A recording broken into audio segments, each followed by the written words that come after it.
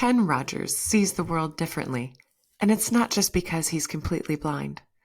Through a Forest Gump-like life story, Ken offers himself in service to the world, first as a teacher, then as a nurse, and later as a policy leader and advocate for the disability community.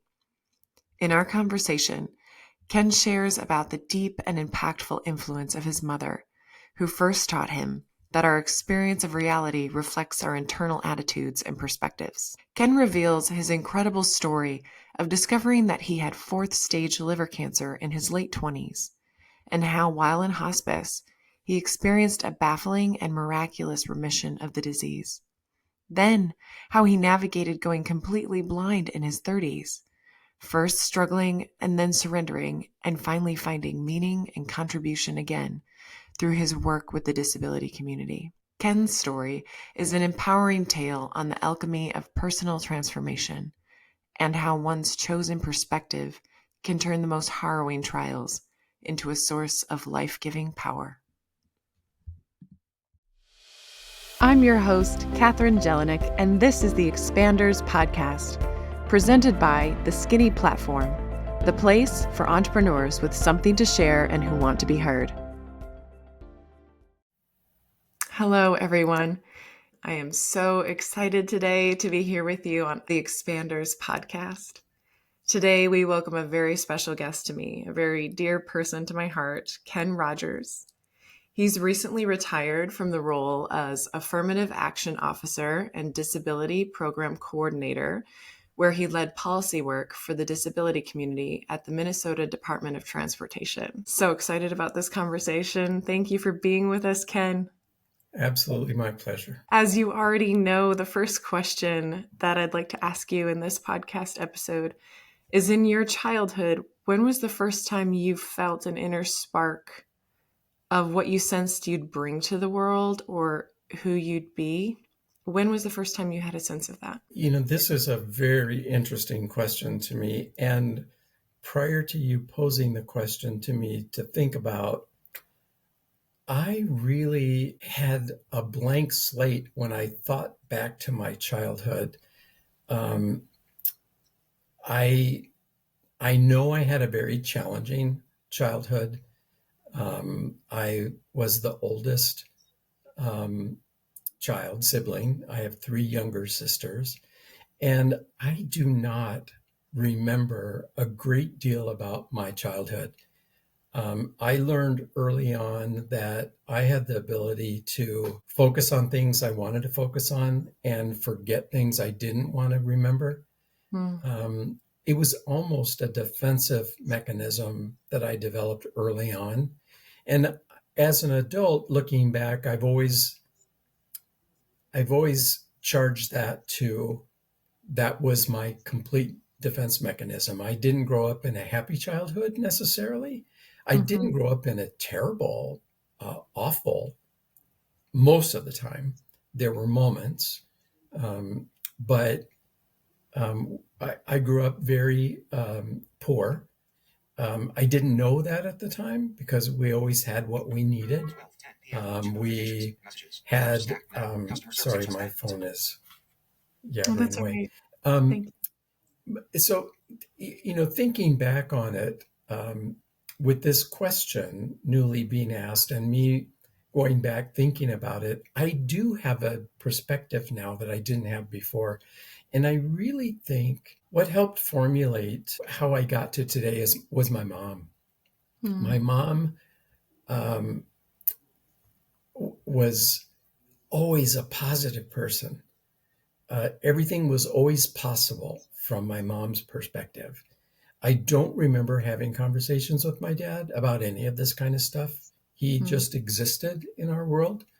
And that was okay at the time. But my mom was always the one who held the family together, who made sure we had something to eat, who worked several jobs if she needed to when my dad wasn't working. She was the glue that held us together. And her attitude was always positive. She had a great amount of faith.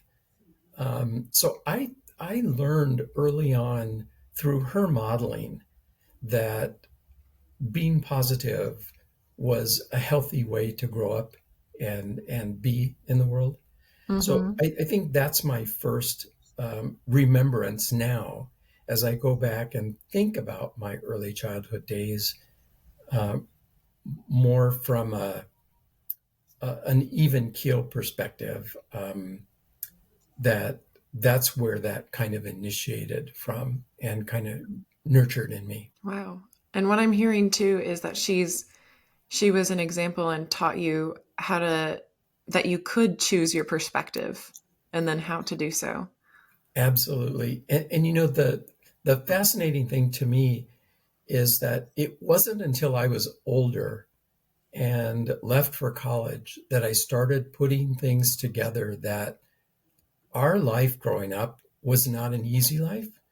Mm-hmm. But again, I didn't feel that at the time.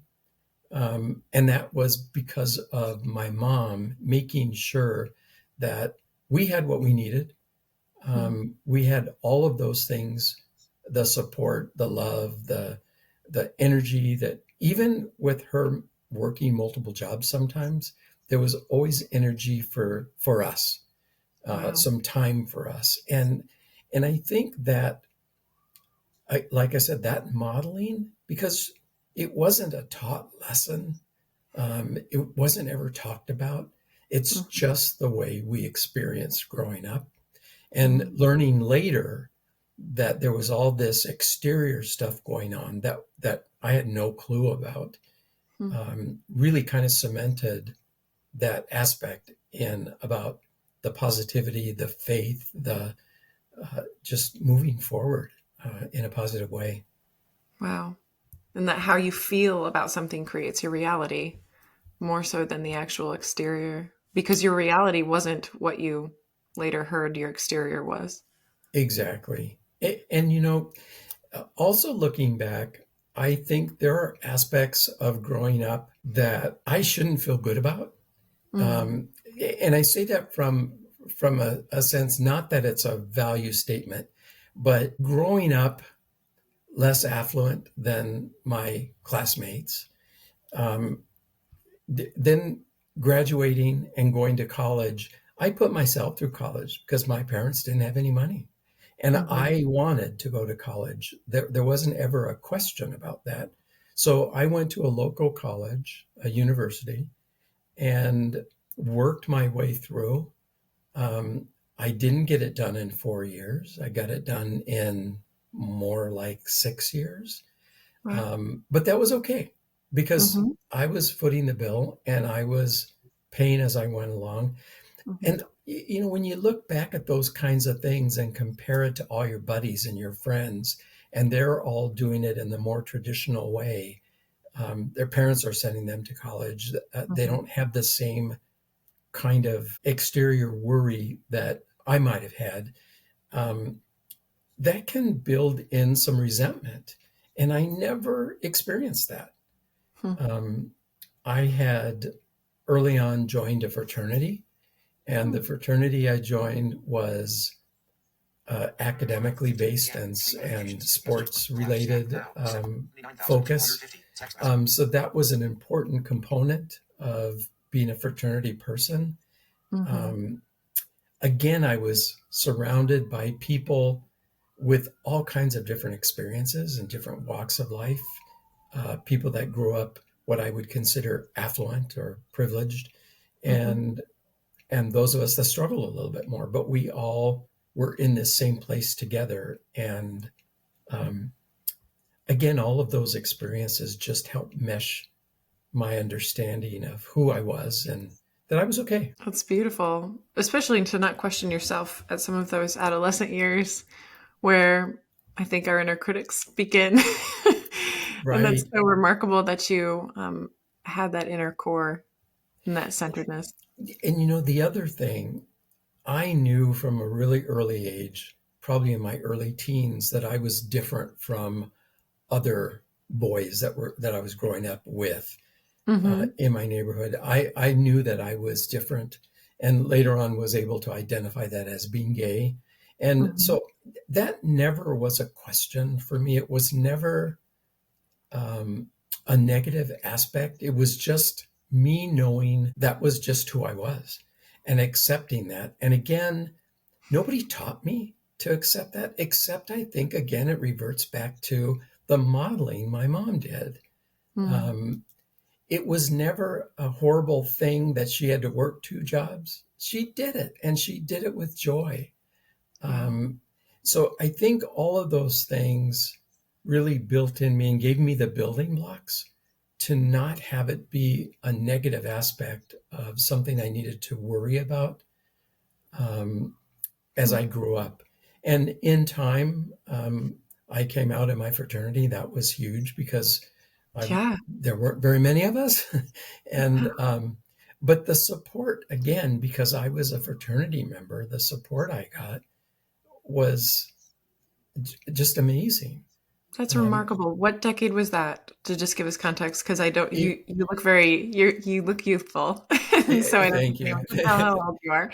Yeah, I graduated college in the late 70s. Yeah. So it's a long time ago. Mm-hmm. Um, and yeah, so again, I just grew up never really having the fight in my head about what's right and what's wrong, that I understand a lot of people experience growing up, Mm. a lot of adults experience. But I didn't have that experience. I felt comfortable in my place. Um, I felt comfortable in my skin, and that just kind of led me. Wow. This isn't even necessarily what we prepped, but it's such an important point. You had a natural self acceptance, which also, comes with self compassion, but it didn't even need, that's not the right word. I feel like in this context, there was no inner battle or inner judgment going on. Yeah, and I don't want to leave any listener with the idea that I didn't struggle at any Sure. time with. You are human. Yes. Yeah, exactly. And there were those moments, there were those times, but Mhm. they were short in duration, and they would raise their head once in a while, but I could just kind of gently just put that head back down and move Wow. forward because my life just felt like it was appropriate. It was good. It was the right thing, Mm. and that just kind of allowed me not to have to worry so much about that other stuff. That's beautiful. In moments when I feel what you're describing, I tell my husband that I know I'm in the flow of my river. When you Oh, can tell that you're there, even if the things aren't always pleasant or easy, like with certainty that it's the right thing for now. absolutely. That's such a great image. That's such a great image. Let's take this river downstream to your experience in your 30s, where the superpower you already had within you was definitely tested. And then we can, of course, the remarkable journey you've been on through it. Yeah. But in your 30s, you became blind. You are completely blind now. And tell us about that and how that occurred. Why did you become blind? Who were you before? Sure. And I think it takes a little bit of background context to Hmm. set this up. So when I was in college, I had no idea what I wanted to do. Right? I Hmm. didn't go into college knowing what I wanted as I came out of college. So I'm an experiential soul. That's how I would call myself. I experience and make decisions based on the experiences I have. That's kind of a capsule of how I consider flowing through this river. Hmm. Um, so early on, because I took the 6-year plan in college, I ended up graduating with a degree in human services with an emphasis in education. So back in those days, when you were a human service major, you either were going to go into counseling or into education, and I chose education. When I graduated, I was short of the credentials to go into teaching right away. I still needed some more classes, Okay. but I learned that I had already met the criteria and the evaluation levels to be a special ed teacher in Nevada. Wow. And I went to a recruiting session and I got hired to be a Hmm. special ed teacher in Nevada, which in my mind, I thought, okay, I'll go and do that for a couple years. And that experience then can be rolled into meeting the requirements I needed to come back to California and teach in California. Mm-hmm. So that's what I did. I took a job. I moved to Nevada. Um, it was initially a very lonely thing because I didn't have any friends or people that I knew of in Nevada. Um, Mm-hmm. so I just buried myself in work. I ate, slept, and drank special ed. And in Nevada, during those early years in the 70s, special ed was not taught in regular schools. Special ed was taught in special private schools. And Okay. so I taught at a private school that was just special ed students. I taught in the junior high level, and I had to develop curriculum for where my students were, and they were all over the place. Wow. So it was a good experience. I loved it. I grew a lot, um, but I burned myself out at the end of the second year Hmm. and contemplated whether I should continue or go back to Southern California, go home, and kind of reset where what I was going to do. And I decided to go back. When Mm-hmm. I came back, I got a job at a junior high and taught math and science. Um, Again, this was such a long time ago. It was before computers. And when computers got popular, they came into the schools through the math departments. Hmm. And I'm a geek. I'm a nerd that loves electronics. And that really that was sparkly new to me and took my attention. And I learned how computers could be used to augment instruction in the classroom. And I Hmm. saw the value early on. And I dragged my little Commodore 64 into the classroom and downloaded some games that would help students with their remediation of math skills. And before long, the school bought a computer, and then we bought another one, and a little computer lab grew, and it was very popular and very successful. Hmm. And word got out that computer labs were valuable in schools. And so one of the feeder high schools to the junior high I taught at tapped me and offered me a job to develop their computer curriculum. They didn't Wow. have one. And so I taught in the high school and I taught computer languages and I designed their computer lab so that students could come in and use the computers in any way they wanted to augment their education. Hmm. Um, it was now in the early 80s and the AIDS epidemic hit. Hmm. And I had a lot of friends that got sick and sat a lot of hours at bedsides in hospitals as a lot of my friends died Wow. from AIDS, from complications of AIDS. And in California at that time, there were hospital units called immune suppressed units, ISUs, Mm-hmm. in which those were the units in which people with HIV complications were housed. Wow.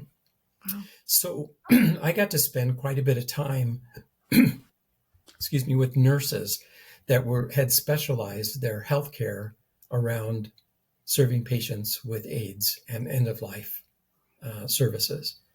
Hmm. Um, and it got me thinking that although I loved teaching and I taught for a total of 12 years, I loved teaching. It was great. But I felt like I needed to do something more for the greater community. And I decided I wanted to become a nurse. Wow. So I applied to colleges across the nation and I got accepted at several places. But one of the places was here in Minnesota, where I now live, Mm-hmm. at a college called St. Catherine's. Hmm. And St. Catherine's is a women's college, but they have a program outside of the main campus in which men and women can take programs. And I signed up for their RN program, was accepted and started my program there. And my intention wasn't to stay in Minnesota.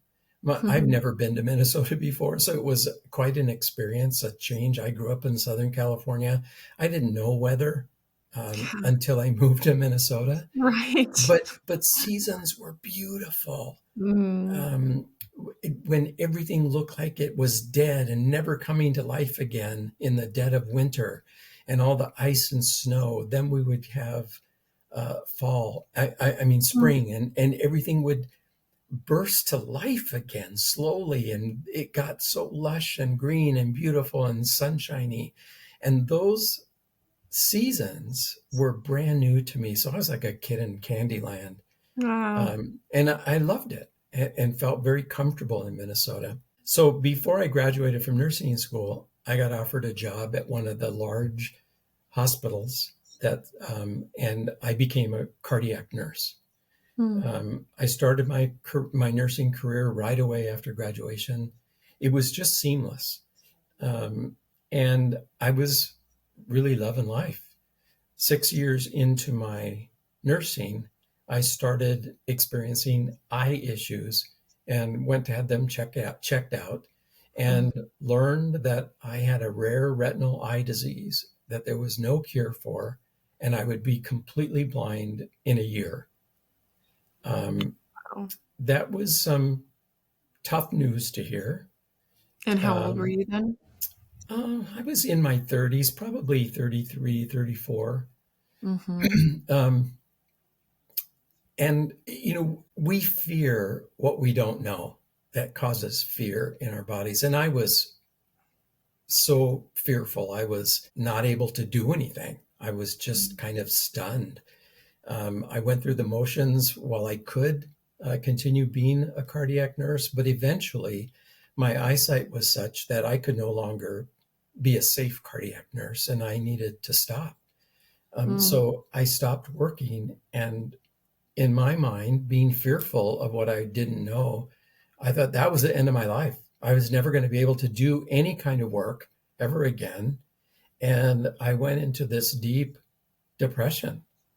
And I stopped seeing friends. I stopped going out with friends because it was too fearful for me. I was afraid I would get lost and nobody could find me. And, we just become fearful of the things we don't know, we don't understand. And that was me. I was living that, which was a little bit uncomfortable because of the back and forth in my own brain, knowing that there was lots of adversity in my life that we were able to overcome growing up. I never felt that adversity. So that kind of was toying in my mind. But nonetheless, I was fearful, and I stayed home for about a year until one day a nurse friend of mine, one of my mentors, came over, and she sat down next to me, and she slapped me upside one side of my head, down the other, and said, "What the hell are you doing with your life? You're an intelligent, smart man. Yeah, you're losing your sight. So what? Figure it out. Gain the tools you need to move forward. And there are tools that you can gain and learn and live a very fulfilling life. But you need to do something about it." And at the time, it was a little angering, and she left, and I was quiet, but I thought about it for a very long time. And she was absolutely right. She left me with a card with a phone number of an agency, a state agency in Minnesota that we all have in all of our states, the same agencies. It was called Vocational Rehabilitation Program. And the Vocational Rehabilitation Program, as I learned to find out later, is a program that if you become disabled or unable to work and you want to continue to find a way to work, they will take you on as a client and assess your skills. If you need new skills, they'll train you. End goal is to become employed again. And I heard about the program. I left that card on my coffee table for probably 2 months before I got the nerve to find out what the number was and make a call. Mm. When somebody came over, they sat with me, shared information about what their services provided. It's free to citizens. I mean, we pay that in our taxes, so that's a Right. tax program. Good. Um, and I signed up, and they sent me to what I call blind school.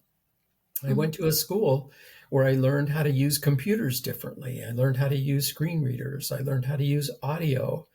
I learned how to cook as a blind person. I learned how to walk down sidewalks and cross streets, and eventually becoming an independent traveler. It didn't happen overnight. It was probably a year and a half of school. But I even took a woodworking class and learned to use power Wow. tools. And, Wow. and when you learn the techniques of doing things as a blind person, you learn that it's possible again. And it gave me a new lease on life, a new way to look forward.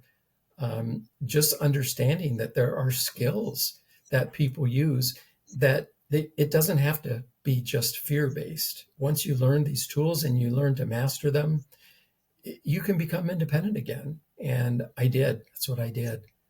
Um, I remember going through school with a young woman who lost her sight as a senior in high school Mm. in a farming accident. She grew up on a Oh. farm, and boom, the accident happened and she was blind, Wow. completely blind, and like me.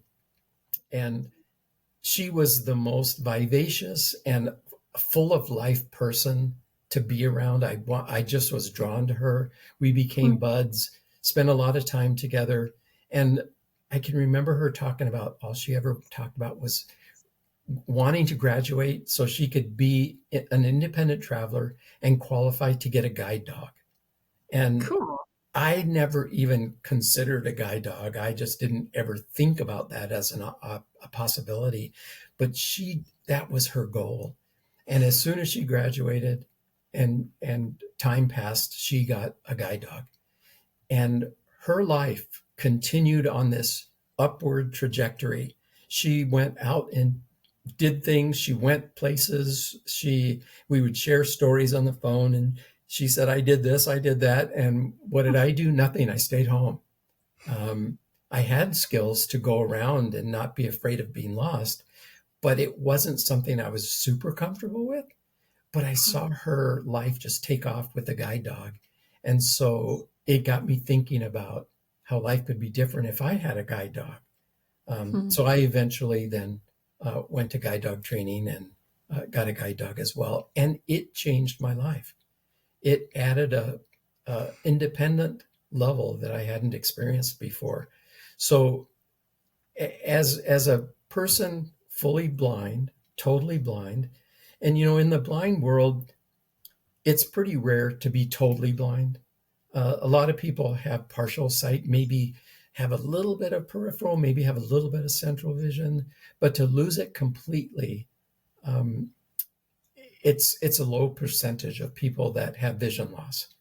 I didn't And know that. yeah, and I was lucky enough to be in that exclusive club. Um, but what I learned was just moving forward and learning the skills and the tools. I could regain my independence. I could still do things that I experienced before. And today, I would argue with anybody that I see.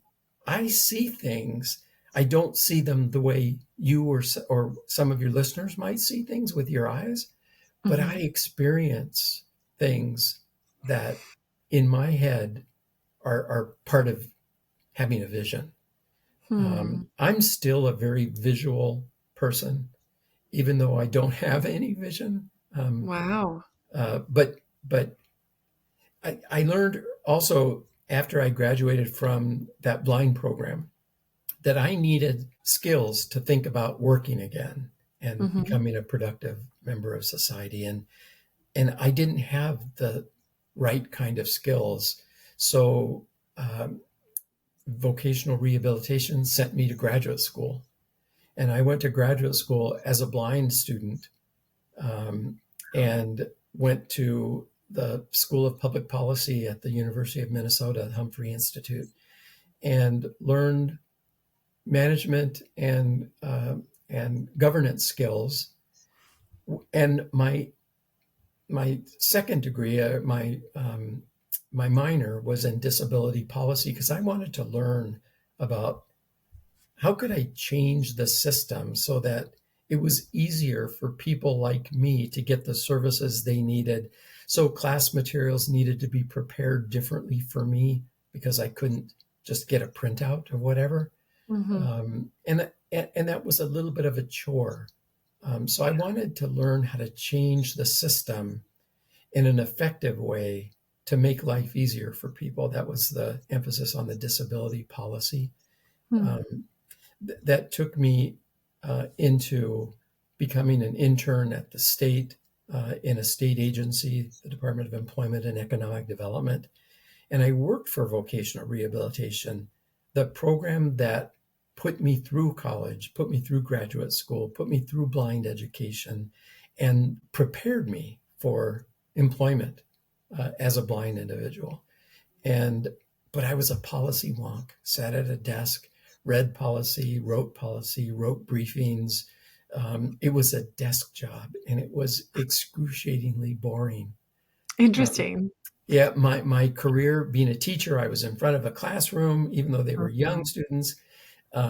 Being a nurse, I was basically an educator. A nurse educates their patients about what they're dealing with, and so always have a private audience. And then going into policy, it was just me and my desk, and that was very different. And I decided I didn't like that as much. So when a job opened up at the Department of Transportation in disability services, that seemed like a match for me. And I applied and got it. Wonderful. And I know there's a little more to that story too. It was almost like it came looking for you. Yeah. I was, and this is another example of how my life rolls forward.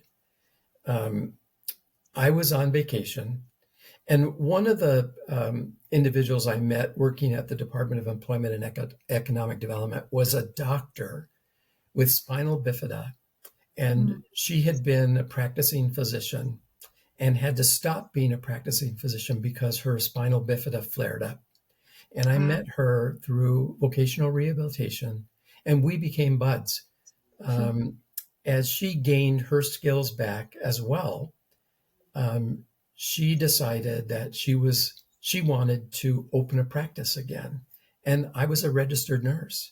I kept my license valid, even though I didn't feel comfortable being that same kind of nurse that I was before, but I kept my license valid.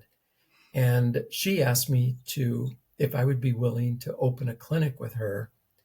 And her interest was managing Lyme disease in human beings. And so I studied Lyme disease and how I could become a nurse in her practice. And we worked for about 9 months, organizing, planning, and our goal was to open a clinic where she would be the physician, I would be the supporting nurse, and we would see patients with Lyme disease. Lyme disease is big in Minnesota because of all the ticks. Natural lands and forests and deer ticks and all that stuff. So before our clinic was to open, we were narrowing it down. It was going to open in about 3 months. I decided to go on vacation. I went back to visit my family in Southern California. And when I'm on vacation, I don't review emails so much. I don't look at I disconnect. And I disconnected. And towards a couple of days when I was getting ready to come back home, I fired up my email and I look, and there's a ton of emails from a woman who leads up the Affirmative Action Office at the Department of Transportation, who I've known over my time just doing disability work, um, who was trying to reach me. And her emails were increasingly anxious. Why aren't you responding? I need to talk to you. This is important. And they progressively got shorter and shorter and to the point. Please call me immediately when you get this. And so I'm like, oh my God, what's going on? So I called her and she said, where are you? Obviously, you're not home. And I said, no, I'm in Southern California. I've been here for a couple of weeks. And she goes, oh, that makes sense. I need to talk to you. And I said, okay, can we do this on the phone? And she said, no. When are you coming home? And I told her in 3 days. She said, and when does your plane land? And I'm like, oh my gosh. So I told her it landed at about 3 o'clock. And she said, so you could probably be in my office by about 4:30 or 5. And I said, what's going on? And she said, I told you I need to talk to you. It's really important. And I said, sure, I will be there.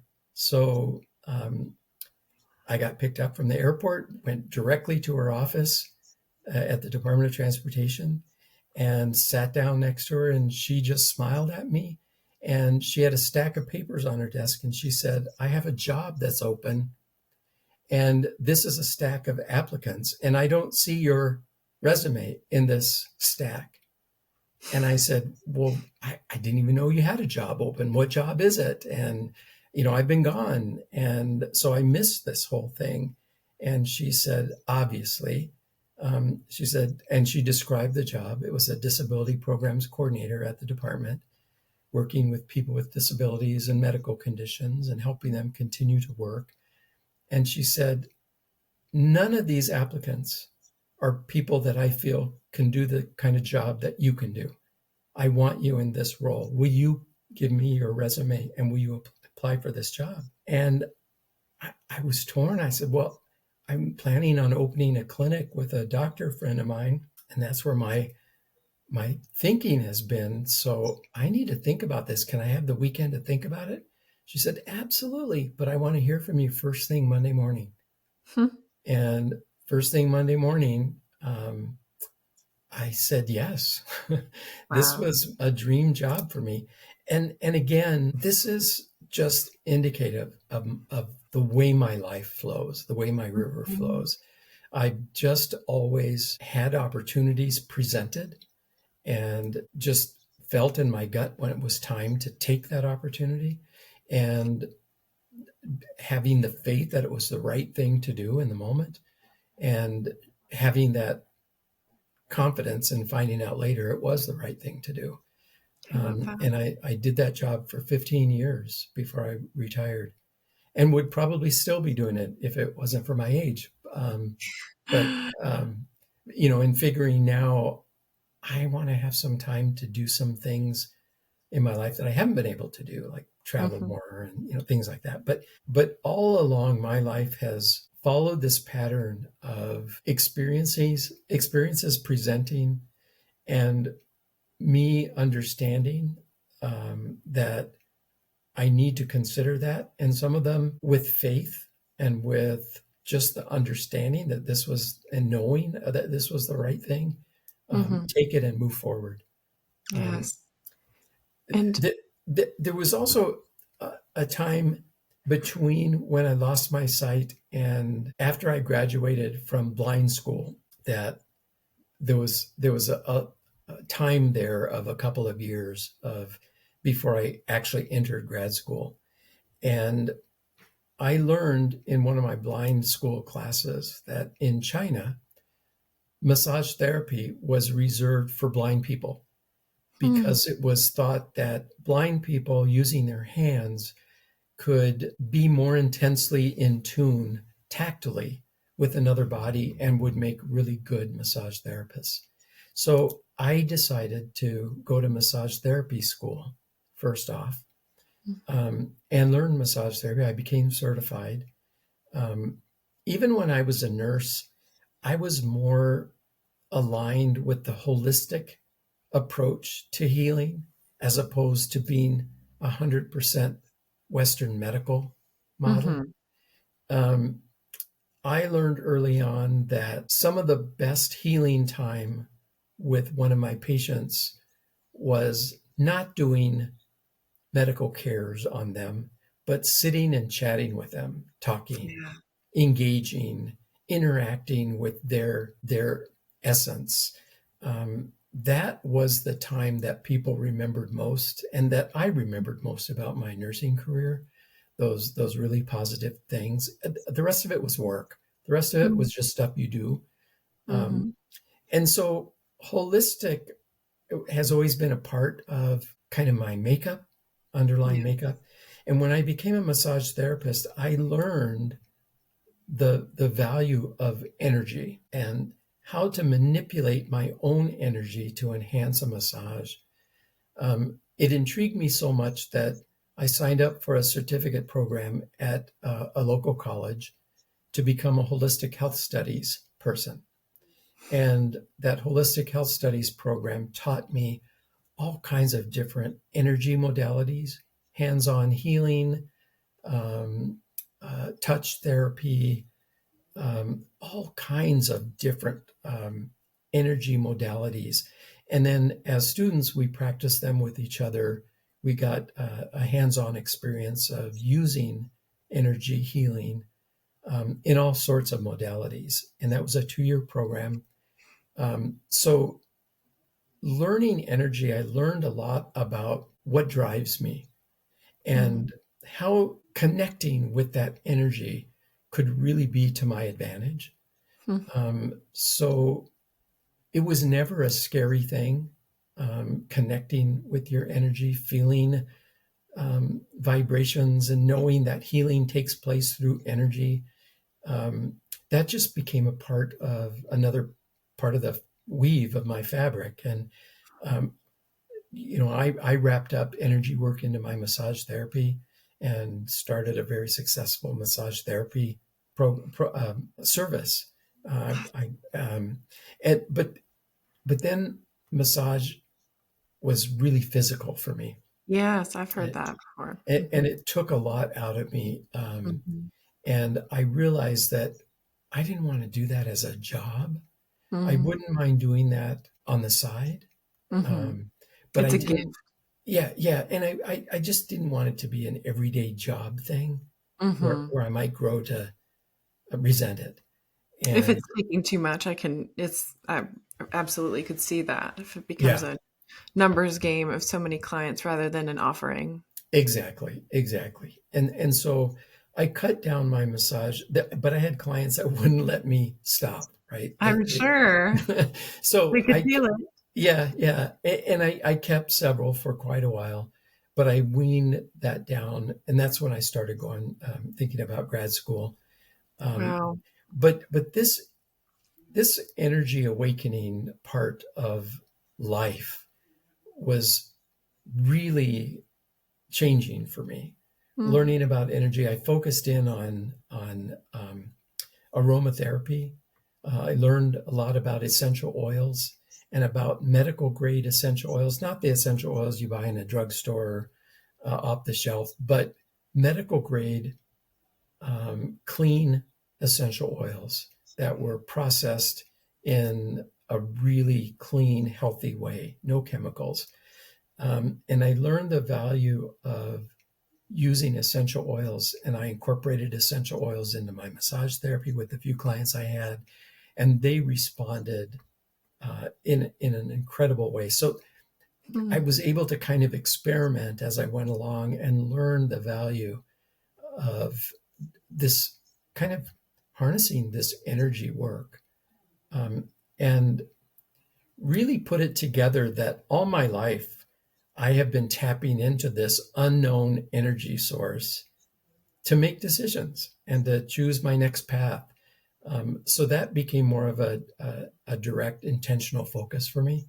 Mm. Putting it all together of how I've had these traumatic events in my life that I've been able to move through.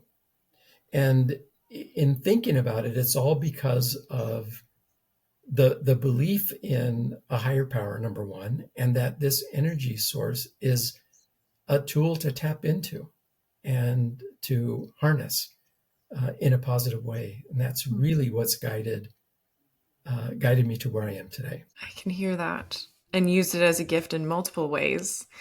I have a few questions I want to jump in with Yep.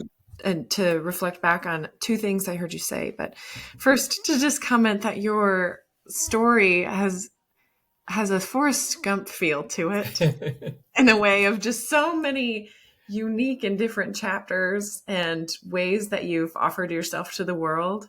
Yeah. They have the thread that, of your journey that connects them, but so many different hats you've gotten to wear Yeah. in so many unique ways. I love it. When you mentioned that you are still a visual person and yet you are blind, can you explain what you mean? Sure. I'll give it a shot here. So I have a really strong visual memory. And even though it's been 30 plus years since I've been living in this completely blind world, I can remember what things look like in my environment in the city of Minneapolis. Mm-hmm. Now, the problem with someone being blind for a long time like me is the environment changes. New buildings go up, old things get torn down, new things get put in their place. And in my mind, I still have the image of how things used to look like. So I'm frustratingly known as someone who will give instructions to someone that it hasn't traveled where we're going in a car. I'll say, go up to the next corner and turn right at the gas station. And there may be a gas station there, or that gas station may be gone now. But Sure. but I still remember, and when I go back to Southern California, I still remember what that looks like in the landmarks. I've always been a landmark kind of person anyway. And it would frustrate people that were sighted driving or with me that I would still be giving instructions based on landmarks that may or may not be there. Hmm. And so, but I see things in my head, that vision, vision takes place in our head anyway. Yes, it Um, does. Even so if we're looking at the world, you're also seeing what's in your mind. We're not exactly, differentiating that, but you obviously do. And you're still exactly. moving through the world, I'm hearing, and seeing the pictures in your mind. Yep, That yep. doesn't turn off. Of course, it doesn't turn off. Right, right, right. And and I worried a little bit, learning that, there's an area in your brain that's for sight. There's an area in your brain that's for auditory. Mm. There's different areas in your brain. And when you don't use an area, what happens to that place in the brain? I've learned about this. And there's a theory that says when that visual area in your brain is no longer used, other senses can take over that real estate, so to speak. Hmm. And so auditory is a huge sense that I use now, so much more than I ever used before, because my world and being safe in my world is based on what I can hear. Traffic, when it's safe to cross the street, when it's not safe to cross the street because of oncoming traffic. Um, Landmarks, and to know where I am in space based on the sound sometimes is important. Um, and I'll tell you one that's huge for me Hmm. is that, and I'm sorry for those that don't want to know this, spoiler alert.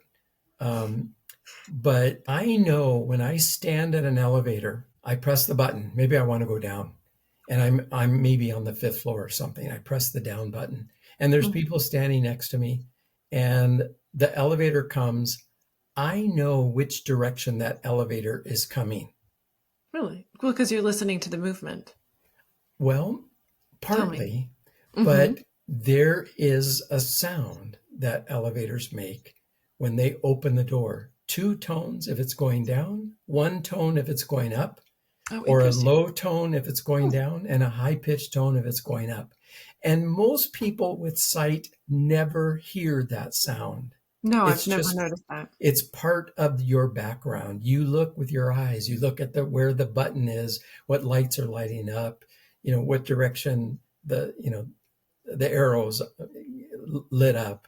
And so eyesight in my mind overpowers auditory. But because I rely on auditory, that's what I'm listening for. And I can always tell which direction an elevator is going. And once I share this with you, and so now the genie's out of the bag, you will never stand in an elevator and never hear that sound. I mean, you will always hear that sound now from now on, because you know that it's going to be there. So I apologize for spoiling it for some No, people, but it's a really wonderful recognition that sight can drown out so many other experiences and picking up other things, energy, absolutely. sounds, other details from our environment. And before we move into, I want to make sure we get enough time to discuss your work, that since we left off at the point where this job became yours, that was Yeah, meant to be yeah, yours. yeah. But first, there was something important you shared when you were sharing about the beginning of your blindness, when you were sitting in the dark and in your house for a year, and how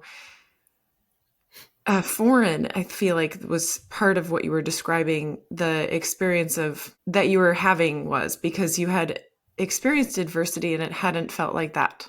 It had felt differently. And it sounds like the first time, or maybe one of the times, where it really took you with it for a moment. I want to hear that hear your reflection on that time in your own words. You were hinting at it, and I wanted to just make sure to come back to it. Yeah, and there's a part of the story that I have omitted, that I think is important to give a little light to, because I didn't approach this darkness and blindness from square one, so to speak. Mm-hmm. Um, Earlier, probably 6 years before that, um, before I got fully into my nursing job, um, I got real sick, went to the doctor to have it checked out, and eventually learned that I had liver cancer, and that it was a stage 4 liver cancer. Yeah. My liver was almost fully encapsulated with a tumor, and there they could try chemotherapy, but there were really no guarantees. And the expectation was that I would probably have 6 to 9 months if nothing could be done. So having that kind of news, um, that was my real first experience of negative stuff. And it got to me. It was kind of a downtime, but Mm-hmm. I've always been a lifelong learner. So I figured I just need to know more about this, to be able to figure out how I might approach this. And I did a lot of study about cancer. Um, I, again, I was immersed in the medical model, but knew that there was something else more than just the medical model. So as I got more educated, self-educated, I learned that I had a part in this recovery. So I couldn't just rely on my doctors to come up with some type of chemotherapy and get me through it, but I needed to do my part too. So I started taking supplements. I learned that sharks never have tumors because they have cartilage, and their cartilage uh, doesn't allow tumors to grow. So I Wow. started taking high doses of shark cartilage as a supplement. Wow. Um, I learned later about the value and the possibility of kombucha mushroom juice. I grew my own kombucha mushrooms and drank the juice. Um, I would learn these alternative therapies and add them to my Western medical, whatever was going on. I went through a lot of different experimental type chemos, and nothing was working. I was getting sicker. Probably 9 months later, I had lost a lot of weight. My mom had moved from California to be with me all the time, and they put me on hospice. And so that was my new normal, being on hospice care, and that the And can chemo. Really, the timing of this, you were in your late 20s, weren't you? Yeah, yeah. Wow. And the chemo wasn't, it was a last ditch effort. It wasn't working. And so I stopped taking the chemo, and would just get progressively worse every day. I lost a lot of weight. Um, at I couldn't eat. Everything I ate came up. So again, losing weight. Um, I remember a morning waking up and my pillow was just covered in hair. I lost all my hair. That morning in the shower, watched it all go down the drain. Mhm. Um, and I was at that point, I was being fed internally at night through a machine to keep nutrients in me, but Mhm. losing weight. So I was at my worst. I was 98 pounds and hairless, and I would go to bed thinking, "Am I going to wake up in the morning?" And I lived in this hospice condition for months, so many months, so that the doctors were like, "What's going on? He should already be dead. He's still on hospice. How can this be?" And um, but I was doing a lot of stuff on my own. I was meditating. I remember specifically going into my bedroom closet and closing the door and sitting on the floor because that was a really quiet place and I could really meditate and let the world just go around me. And it was during my advanced meditation that something happened that scared me because I had an experience in my meditation that I can only describe now, looking back at it, as being connected to something so much bigger than anything I'd ever known. I didn't have words for it. It was just a feeling, but it was a comfortable feeling. It was a safe feeling. It was a secure feeling. And that's where I would endeavor to get to whenever I did meditation. And shortly thereafter, I remember going to bed one night and waking up the next morning, and I knew something happened during the night that shifted. I experienced a shift that I had no words for. I couldn't describe it. I didn't even tell my mom when I woke up that Mhm. something happened. Um, it took me a couple of days to understand that this shift was some sort of healing process. And, a couple of days later, I woke up and I told my mom, I think I'm hungry. And she gave me some soup and I started eating. And then the soup became a little bit more. And I started growing my hair back. I started feeling better, and slowly started gaining weight again, um, to the point where the home healthcare people were in a tizzy. This isn't supposed to be happening. What's going on? And the doctors called me in, did all kinds of, diagnostic things. And I remember sitting with my mom in a consult room and the doctor coming in with this lab coat kind of uh, chasing him behind. It was kind of flowing in the wind. He came in fast. He threw a file folder on the table and he said, I don't know how to explain this, but the cancer is almost gone from your liver. And that was my confirmation that something did shift. And then I shared that with my mom. I knew that. I told her when it happened, and And you I didn't got share better. it until then. No, I didn't share it until then. Yeah. But I knew the moment that I woke up that there was something that had happened. I didn't have words for it.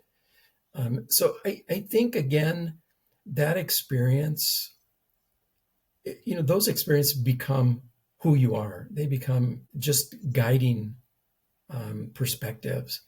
And so when I lost my sight, I, I had this underlying, I'll call it faith, that, okay, this is a negative thing, but let's flow with this. Let's go with it. And let's see where we can end up and what we can learn. So again, another form of that faith moving forward, that this doesn't have to be a disaster. This doesn't have to be a tragedy. Let's flow with it and see where it takes me. And again, emerging on the other end in a better place. That's my evaluation of it. And just continuing to be able to live and interact with people with this internal stuff in me that's kind of busting at the seams, but not something that you want to share with just everybody you meet. So when I became the disability programs coordinator, still designated as an RN in this role, and my job was to meet with people who thought they were going to lose their job because they had a disability or a medical condition that was now interfering with their ability to do their job. And I would sit down with them and converse with them and figure out with them, how can we accommodate your job so that you can still do this? It might be doing it differently. It might be doing it with a different tool that you never thought about using before. But there's ways that we can adjust your job and provide you with an accommodation where you can still get your work done and you can continue working. And I think because it was me, the RN, speaking, it was me as the blind person that emerged through that blindness in a successful job role, that I was able to connect with the essence of people and help them understand that they could do things. They just needed to learn different tools. And so it became a bit about sharing that inner sense without sharing the words with humans, to help them gain confidence again. And in my 15 years of doing that work, I mean, there are literally hundreds and hundreds and hundreds of accommodations that I provided or helped people identify to help them do their job. I don't remember very many people that I wasn't able to help that lost their job because of their inability to do their work any longer. So it just became my thing. And I think all of the experiences previous that led me to this position were really the tools that I used to help other individuals that needed that kind of support and needed that kind of help. Ken, your story is so powerful. I know, and sometimes I think, if I share this story, nobody's going to believe it. It's just too far out there. It's just too, but you can't make it up either. Exactly. Yeah. I just want to acknowledge the what I see and sense that you navigated and how you navigated your journey with liver cancer, your journey with blindness. You surrendered into the transformation. And then with the pause within that container of transformation, something occurred where transmute feels like a word that's relative to this. Yeah. And you moved into a place of power. Yeah. Hi there. No, there's no apologies. It's good to have a guest. And there's an immense power you brought through from both experiences. And I sense that when you were with those who you're working on accommodations and helping them, I know some of the energy you brought to those conversations is one where you obviously can understand the jarring transformation and shift in their life that they're going through. But what you do is you have this energy of power with, like, power meaning like energy, source of energy, and not dominance, that not that meaning of power, that the power of source energy. And you just being yourself, you make that available, and your energy makes that an option within whatever transformation someone's navigating. Yeah. And I've done a lot of reflecting. And I worked for a state agency, the Department of Transportation. And yeah, we're a large department. We have almost 6,000 employees. And I was responsible for all 6,000 employees that needed this kind of assistance, support.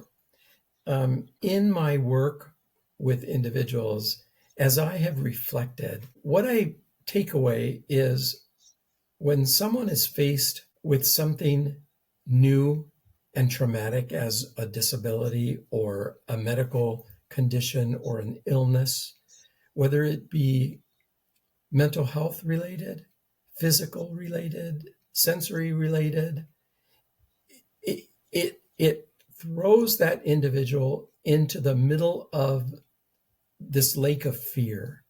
And people's natural reactions to fear is to shut down and shut everything down.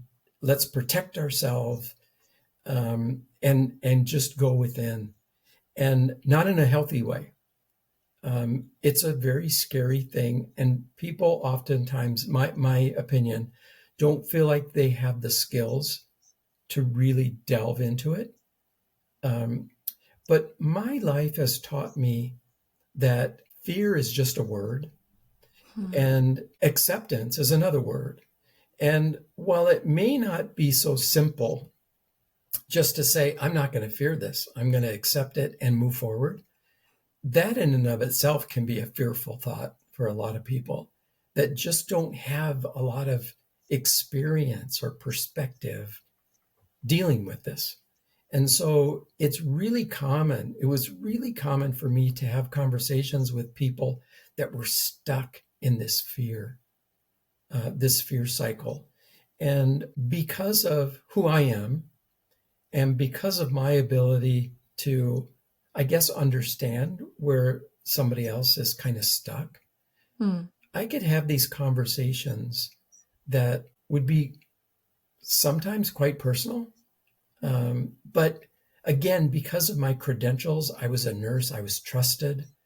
I wasn't trying to tell somebody how to live. I was opening some suggestions and some sharing of some tools that might be helpful as they experience whatever process they're dealing with in their own way. And the other thing I learned is that illness, disability, medical conditions, these are all journeys, right? We don't ask for these journeys that we know of ahead of time, but they're presented to us, and we have to make our own path through the journey. When I first learned that I was blind and when I lost my sight, that was the beginning of my blind journey. And I was not very graceful in that process. I had to go through the journey and the process to learn that it wasn't the end of the world, that there were things I could do. There were things that I could take control over, and move my journey forward to get to the point at the other end of that path that led to more acceptance than it did shut down. And I realized that people, no matter what they were experiencing that was brand new, some had really hard time wrapping their head around a diagnosis. They were really stuck in that fear. But the ability for us to have conversations and talk about that oftentimes was the beginning of helping them kind of emerge from that. And not everyone I dealt with ended up loving life. There's still some people that ended up being kind of angry, because they have not moved from that traumatic position, that fearful position. But to me, it's up to the individual to get through the path. I can't give them the ending. I can't make it all better, but I can certainly hold their hand as they walk through that journey. And that's what I ended up doing for a lot of people. Wow. This is really just an education and recognizing a huge block that sounds common or like a threshold that needs to be passed through in any of these journeys that you're discussing, like illness, disabilities, is that the unknown and the fear. Yeah. That first place to move into and through. And it sounds like in some ways, accept. And something about, I'm hearing too that the doing it with someone like you who can speak from experience and can acknowledge and relate in ways is one piece of opening that door, letting some new light in. Is that, Right. is what am I, what have, yeah, what's the truth behind that? I'm not sure because I have not walked that road. Yeah, I think again, I don't want to leave listeners with the impression that, oh, I never had any bad days. I never had any cry days. I never had any traumatic days, Mhm. tantrum days, because there were plenty of those along the way. That was part of my journey. Um, but when I think back, we're nothing but the the culmination of what we've experienced in life, right? Mhm. That's what we are today. We're everything that we've experienced before.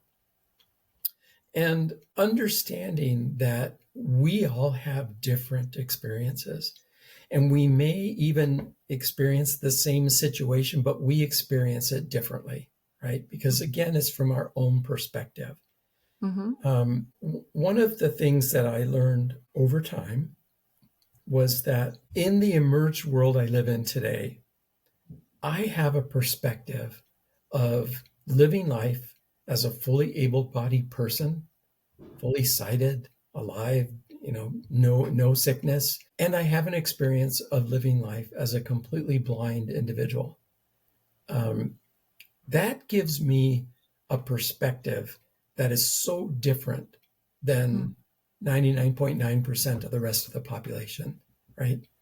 Um, And also through my experiences, I have been able to recognize that my perspective, based on my experiences, could be valuable for somebody else, not just Yes. somebody experiencing disability or illness or medical conditions. But let me make it in terms of transportation. So, our city has a level of employment called planners, and they graduate from college being a planner.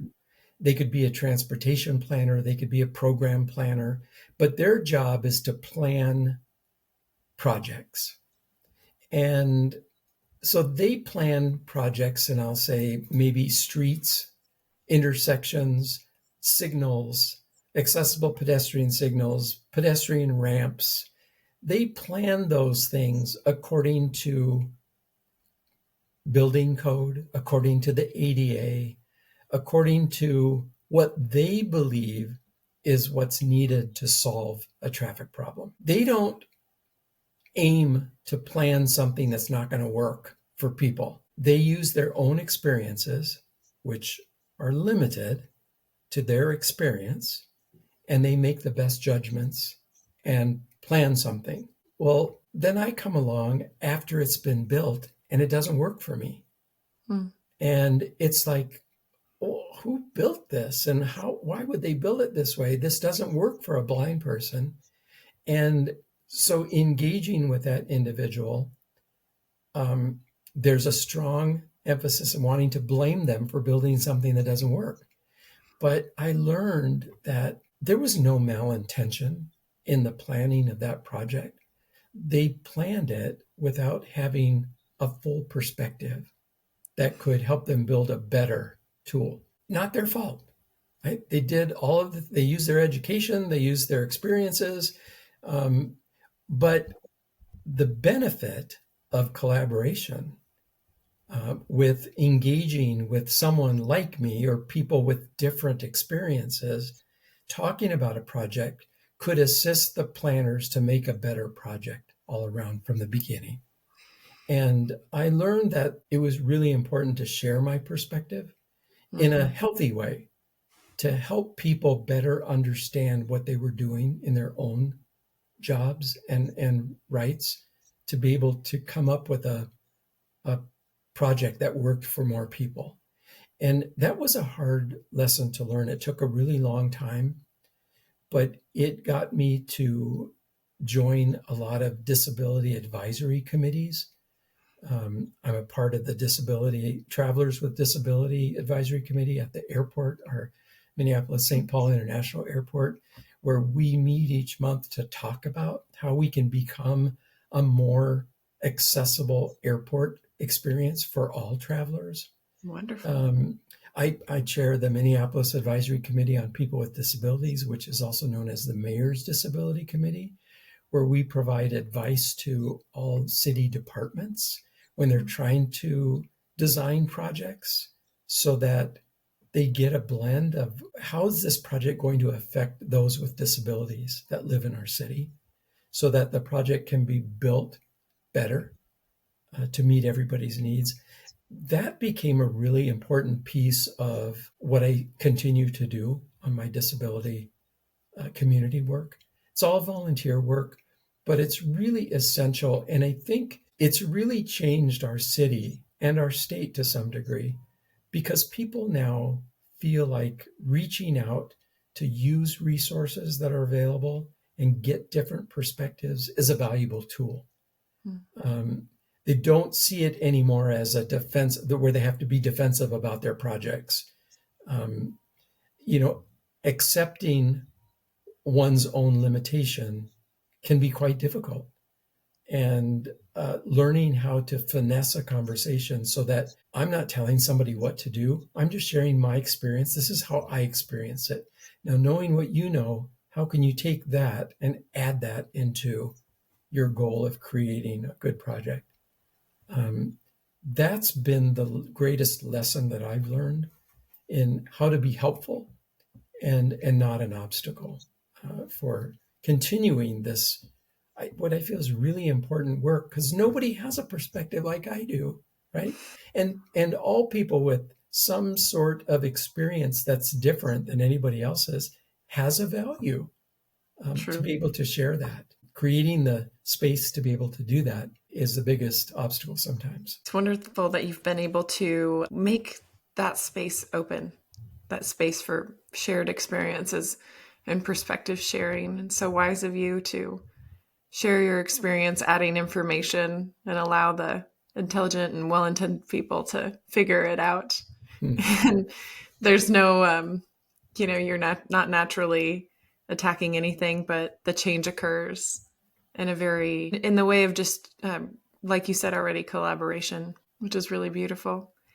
And we're coming up on our time with the episode. And I just want to ask a concluding question for listeners. And so much of your story has been about perspective and expanding perspective and the power of perspective. What would you impart on the listeners here so that we can go forward and be more conscious and inclusive and engaged in supporting ways with the community around us in whatever their capacities or whatever they might be dealing with that we don't know? Sure. And I think what I want to share, I don't want to be misinterpreted as me telling people what they should be doing. That's not where I'm coming from. I'm coming from a place of this is where I ended up. And here's some really important perspectives of things I've learned along the way that could make things a little smoother for people. And the number one thing I think is everyone needs to understand that they have value. Their experiences, whatever those experiences are, have value. They may not have value to your mailman. They may not have value to somebody you've known for 20 years, but there's value that lives in your experiences. That's the biggest takeaway that I want people to understand and to ruminate on. Everyone has value based on their experiences. The other thing I think is not to take yourself as the almighty most important thing in the world. If you think a certain way, understand that that way is because of your experiences. It's because of everything that's come before you before. And as led you to this place. It has value. Sharing that value, here's where the finesse comes in. You have to know when it's appropriate to share, when somebody's willing and open to accept what you have to share. And you only learn that through experience. But I think the value that comes out on the other end is the universe puts us in places that we need to be. That's a strong lesson I've learned. We still have choice to accept what's being presented to us or pass. That's our choice. But to understand that there's something greater than all of us. Some people call it God. Some people call it spirituality. Some people call it the quantum mechanics of Earth, of the world. But there is something greater than each of us. And understanding that things happen in our life that seem random. I don't personally believe there's any random anything. There's a reason for things that happen in our life. And being open to those, being open to accept what's being presented, is also a journey. And learning how to do that and walking through that takes time. So give yourself some grace.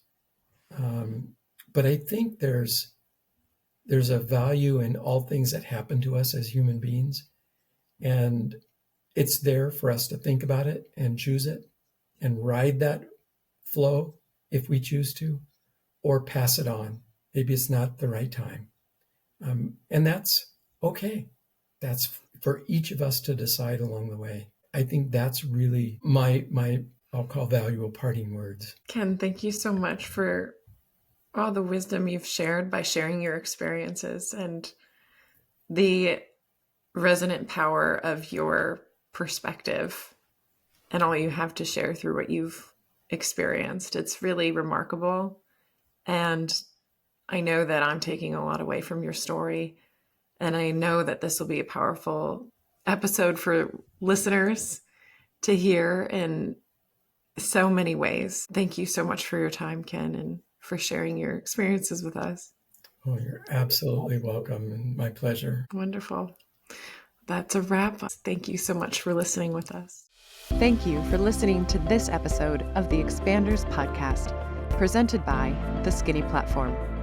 You can catch more episodes and be notified of newly released episodes by following us on Spotify, Apple Podcasts, or subscribing on YouTube.